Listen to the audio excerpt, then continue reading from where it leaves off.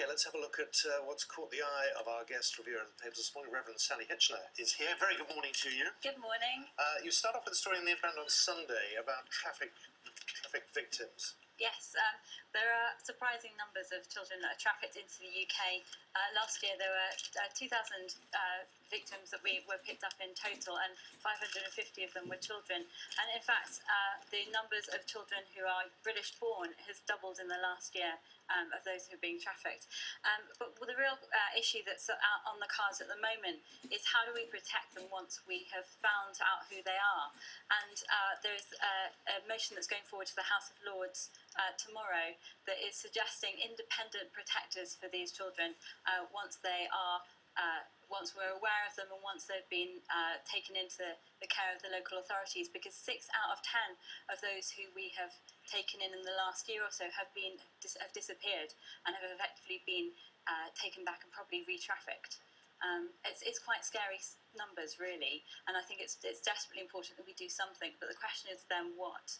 And the House of Commons have put forward to the House of Lords this idea of having independent protectors who are not just linked to the local authority but are able to have a slightly distant view and able to try and act as a voice for and in the best needs. Does it say who that should be? I mean, who would be best qualified? I mean, what about the church? Well, I'm not entirely sure the church would be the best qualified person to do that. I think what's needed is a group of people to get together in a similar way to most sort of interventions are with when we have a child who needs protection who is in a case of abuse in the UK, but a group of people to get together and maybe an independent charity and a non-governmental organisation to be able to work on the best interests of the child with groups like the Children's Society, which has links to the church, but also other groups as well that could feed into social work groups, all sorts of groups that would have a voice within this discussion.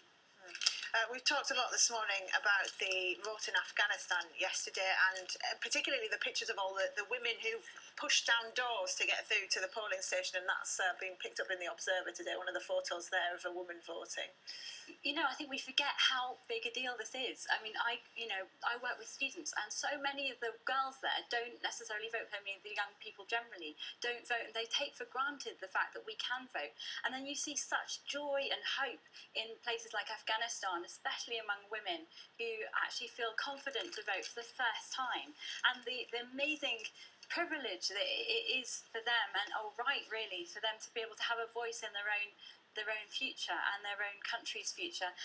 One activist said that she finally felt proud to be a woman, and it's just that sense of hope that is finally there in Afghanistan, that maybe they've finally got through this level of oppression and struggle. And all the papers are saying it's far too early to call this a success, that in the 2009 elections it was only the allegations of fraud trickled out slowly, so we can't say yet that it's a total success, but all the signs are there that this is looking very positive. Yeah, unexpected numbers. And interesting as well that 3/4 of the population in Afghanistan is under 25, and you mentioned about young people, and it really shows a marked difference between the engagement of politics here with young people compared to somewhere like Afghanistan. Absolutely. I mean, 7 million of the 12 million people voted, which was overwhelming for the numbers of ballot papers that they had. They didn't have enough ballot papers because they were worried about fraud, so they kept it down to sort of, I guess they were expecting about 50% turnout at most, and they were overwhelmed. And I think it's really important in the UK that we learn from this, that our young people learn that they can change things and that voting does matter. Right, to a country where that does not happen. North Korea is the most isolated country in the world, and the Independent on Sunday says they've decided which television programmes they want to bring in, and well, they've got Jeremy Clarkson there with a North Korean hairstyle. Yes, I mean, it's interesting. If you were going to give 3 television programmes from the UK to a country like North Korea, which ones would you choose? Well, they've been in negotiations, and they're looking like it will be Doctor Who, Teletubbies and Top Gear. Of all the 3 that are out there, what will they say to this country about Western civilization? I just dread to think what they're going to believe about Western men from Top Gear. I think Jeremy Clarkson, wonderful as he is possibly not the image of Western men that you want to portray to a country that is already very suspicious of us, but you never know. If this gets through, that might be a very good thing. And Teletubbies as well, and of course Doctor Who, which is desperately loved around the world. It's our most successful brand, isn't it, Top Gear, for the BBC. We sell that to an incredible number of countries. I know, it's desperately entertaining. I'm not into cars at all, but I will watch Top Gear because these three guys just have the funnest, most funny relationship, and they tend to create this sense of spark between them that makes cars interesting. That's fantastic production values, and good luck to Jeremy. We'll call him Jeremy Clarkson at the moment. But anyway, thank you very much for that. Let's move on. Yes, we've got the Good Samaritan story. That's the one. Picking up next, you got that?